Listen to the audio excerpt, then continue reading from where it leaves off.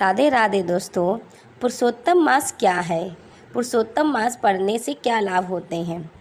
फल मास पुरुषोत्तम मास अधिक मास या अधिमास के नाम से जाना जाता है। सामान्य अधिमास यानी कि 32 महीने 16 दिन और 4 घड़ी के अंतर में आता है। ग्रंथों के प्रतिमास 28 मास के पश्चात 36 मास से पहले और अधिक मास होने की बात कही गई है।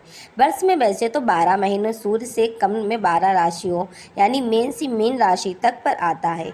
अधिक मास में सूर्य का किसी राशि का कोई संक्रमण नहीं होता है, इसी कारण यह माह अलग रह जाता है। अलग रह गए इस माह को अधिक मास कहा गया है कि जिस मास में सूर्य का राशि पर संक्रमण ना हो वही अधिक मास या एक ही मास के 2 संक्रांति को छाया मास कहलाता है। ज्योतिष के अनुसार इस बात को इस प्रकार कहा गया, अगर किसी महीने में सूर्य संक्रांति अभाव हो या दिव्य संक्रांति संयुक्त 6 मास के पूर्व पर हो तो मलमास क्रमश सर्प और अहिसती कहे जाते हैं। अगर किसी वर्ष में 2 अधिक मास होते हैं तब पहले में संसर्प दूसरे में अहसंपत्ति कहा जाता है। इसमें संसर्प श्रेष्ठ माना जाता है, इसी कारण दूसरे अधिक मास को मलमास कहा जाता है। जिस मास से अंक संक्रमण होता है उसे बेहद मंगल कार्य किए जा सकते हैं, किंतु सर्प सूर्य संक्रांति होने से मंगल कार्य नहीं किए जा सकते।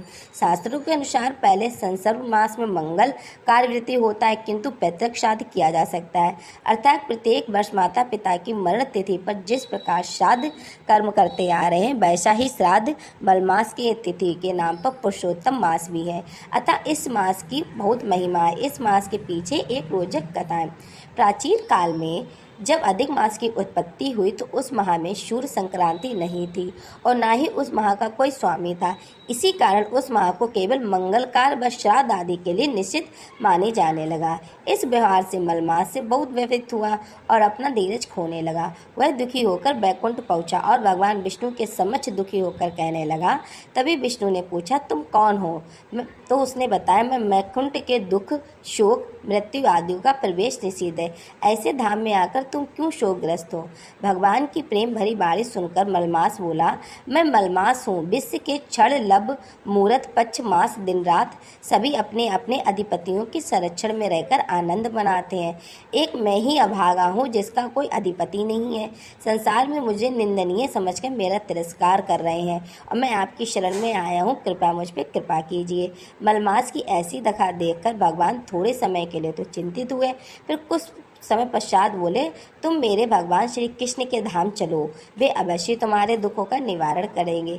ऐसा कहकर मलमास को लेकर प्रभु जी चल पड़े। श्री कृष्ण ने प्रताप के यहाँ शोक भय दुख बुढ़ापा मृत्यु रोग का नाम नहीं था। श्री कृष्ण पीताम्बर पहने अपने विराजमान थे। वहाँ पहुंचकर विष्णु और मलमास भगवान श्री कृष्ण के चरणों में नत हो गए और श्री कृष्ण से श्री विष्णु आने का कारण पूछा। तब विष्णु जी ने बताया, यह मास अंक संक्रमण से रहित होने के कारण मलिन हो चुका है। वेद विहित कर्मों के आयोग होने के कारण इसकी सब निंदा अपमान कर रहे हैं। इसका कोई स्वामी नहीं, इसी कारण यह बहुत व्यवस्थित है। हे कृष्ण, आपके अतिरिक्त इसके कोई दुख का निवारण नहीं कर सकता है। तब भगवान श्री कृष्ण ने कहा, आप क्या ऐसे लेकर ठीक ही किया है। इसके कष्ट का निवारण मैं अपने तुल्य से करता हूँ। मुझे जितने भी गुण आते हैं मैं उन सबको मलमास को सौंप दूंगा और मेरा नाम वेद लोक शास्त्र में विख्यात है। आज मैं उसी पुरुषोत्तम मास के नाम से यह मलमास व्याख्यात होगा और इस स्वयं मास का स्वामी हो गया हूँ। जिस परम धाम को पहुँचने के लिए मुनि महस्त्र जब तक करते रहते हैं वही पद पुरुषोत्तम मास का स्नान पूजा आदि अनुष्ठान करने से लोगों को सुमुखता प्राप्त होता है। इसी प्रकार तीसरे वर्ष में पुरुषोत्तम मास आने पर जो संसारी उपवास पूजा भक्ति आदि करते हैं वे परम धाम लोक को प्राप्त होते हैं। उन्हें सीधा स्वर्ग ही मिलता है और सुख और पृथ्वी पर सुख भोगकर वह परम धाम को जाते हैं। तो मेरी जानकारी आपको कैसी लगी? अच्छी लगे तो प्लीज़ एक वीडियो को लाइक और कमेंट जरूर करिएगा। धन्यवाद।